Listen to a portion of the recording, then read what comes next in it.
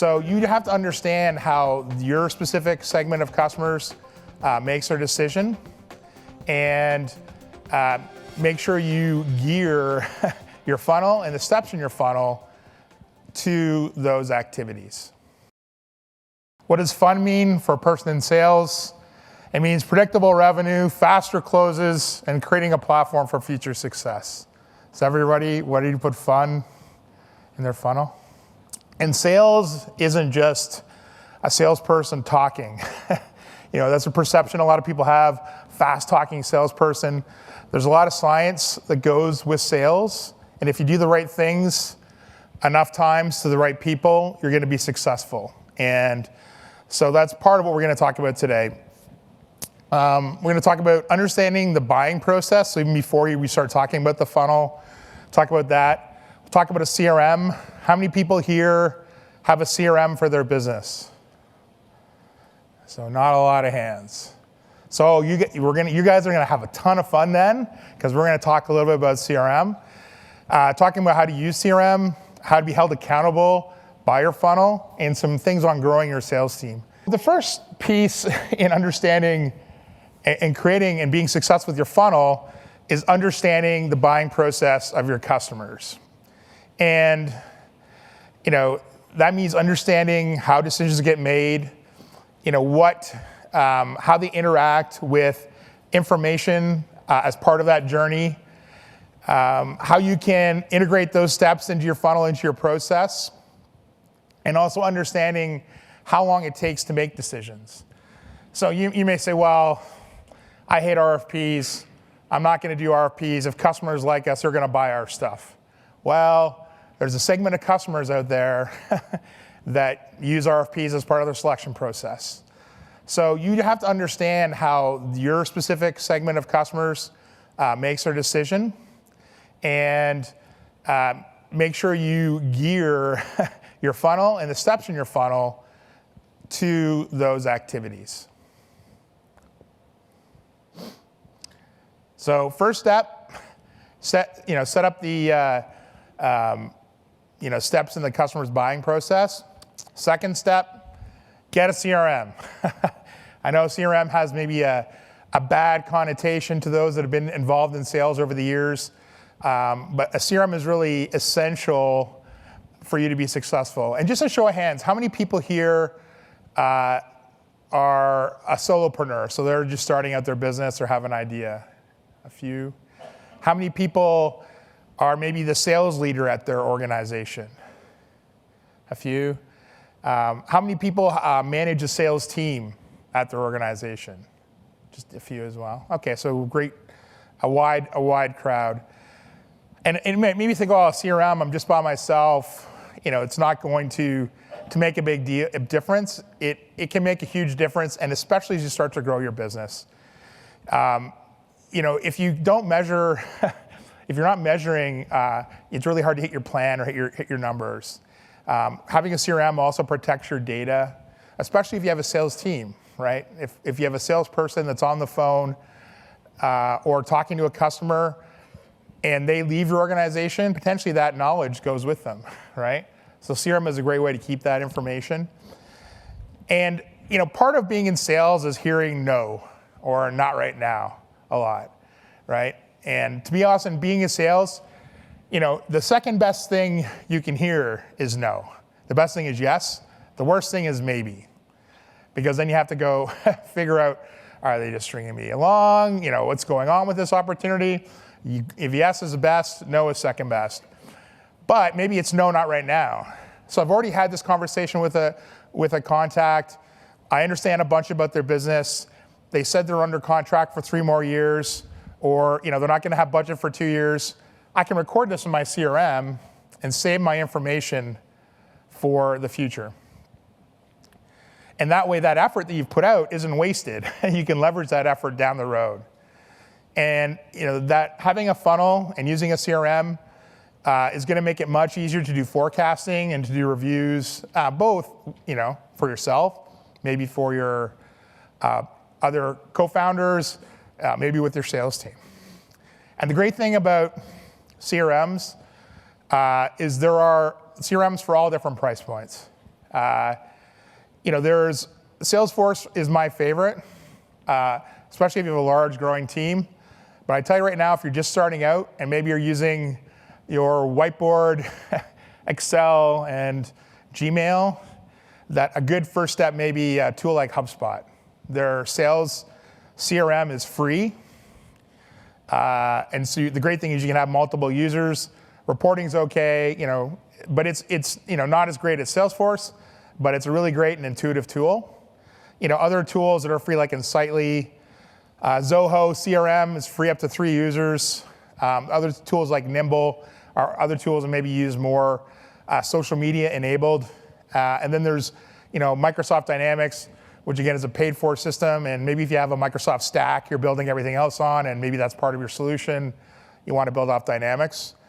But if you're just starting out, check out HubSpot and check out probably Zoho CRM, best ones. And they usually make it really easy for you to export that data. So if you want to do something down the road, that's not a problem. So I wanted to think about something you do every day. So brushing your teeth, that's definitely something you do every day, hopefully a couple times a day. And the same thing with your CRM.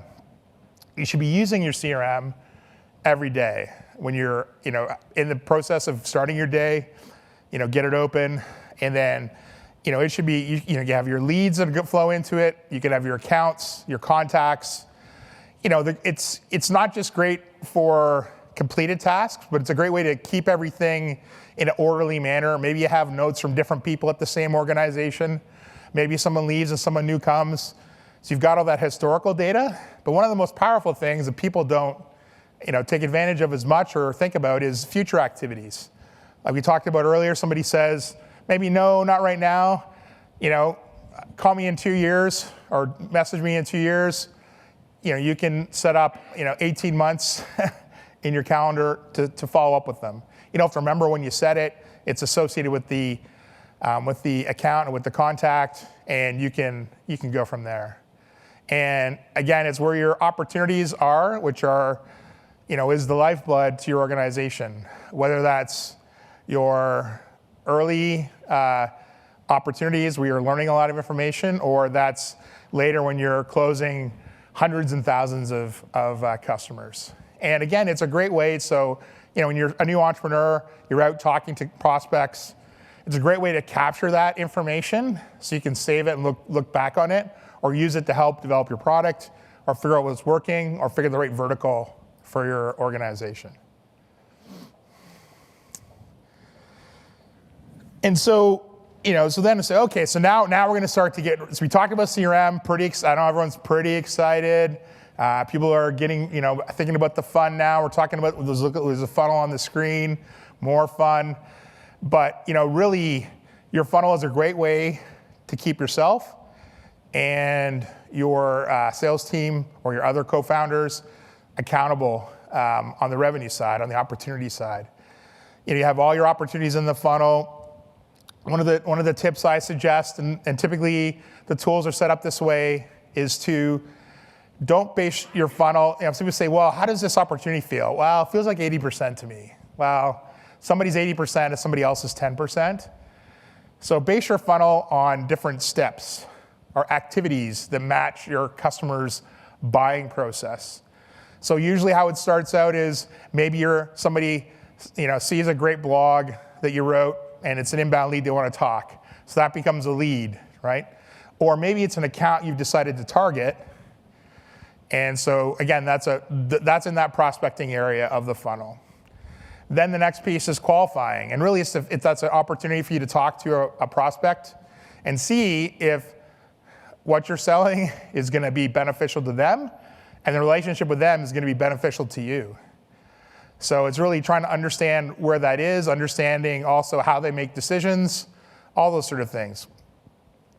Understand who else is responsible. I work with a lot of really great tech firms, and a lot of times they come back and they say, we had an awesome demo, they loved it, and I'm so excited. And I say, well, okay, what's next? I guess they'll call us. I don't know, maybe they'll call us. Okay, well, how do they make decisions on the purchasing? Who else is involved? Do they have budget, kind of time frames? Oh, I'm not sure. So, understanding the steps that are necessary for a customer to make a decision matches the questions and the information you need to collect as part of the process. We talked about who's responsible, when does it close, who's involved, what are the time frames? Maybe your solution helps them save money so they can pay for it out of the savings. Maybe your solution competes with something else they're using, so they have to have new budget for that. So it's good to understand those things. So from qualifying, we go to proposing. So that's really where you've got, you're either, I've done a demo, or I've done a proposal, or I've answered an RFP. And from then we go to closing, which is where, and there's lots of steps in between, of course, but those are the big hurdles. We go to closing, where the customer stated a preference for your solution. But it's not really closed yet until they start to pay you, or you've got it installed, those sort of things, right? So that's really the part we call rollout. And then there's the stage, that no one likes to mention. It's kind of like in Harry Potter, right? Like Voldemort, not supposed to say his name. So it's closed lost. And so, having a funnel and your opportunities gives you the ability to understand. You often find out more from your losses than your wins. And often people will tell you why somebody else went instead of your solution or your product. So you need to get these things. You need to get these process things sorted out before you start to grow the team, because you need this process to make sure everybody's on doing the right thing, moving in the right direction. And CRM and the funnel are central tools for this.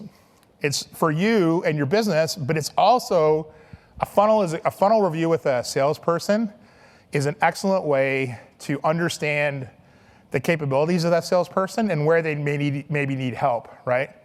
Maybe they're really great in meetings, so they have good success moving from qualification to proposing, but maybe they're not doing some outbound effort enough to drive prospects to the top of the funnel. You can ascertain that by what their funnel looks like and how the opportunities are moving through it. And the other tip I would tell you, if you have salespeople and you're a leader at the organization, even if you're not a sales leader, which I think if you're a founder, you should be a sales leader, always be, ABC, always be closing, as Baldwin said, and Glengarry Glen Ross. Think about what, if you're going to be a sales leader, you need to use a CRM. So, and the reps are going to use it as well, and they see that that's part of the leadership piece. And in those funnel reviews or reviewing with your reps, some of the great questions that you can ask, what did they commit to for your last review? What did they say they were going to get done? Hold them accountable. What did you say you were going to do to help them? What has changed from the last time you reviewed the funnel? What do we need to do to move opportunities through the funnel? And which opportunity closes next? So those are all great examples. And the reason I have a picture of the Mighty Ducks is, that was a ragtag team. They had good leadership, which helped them be successful with the tools they had, much like you as you grow your sales teams.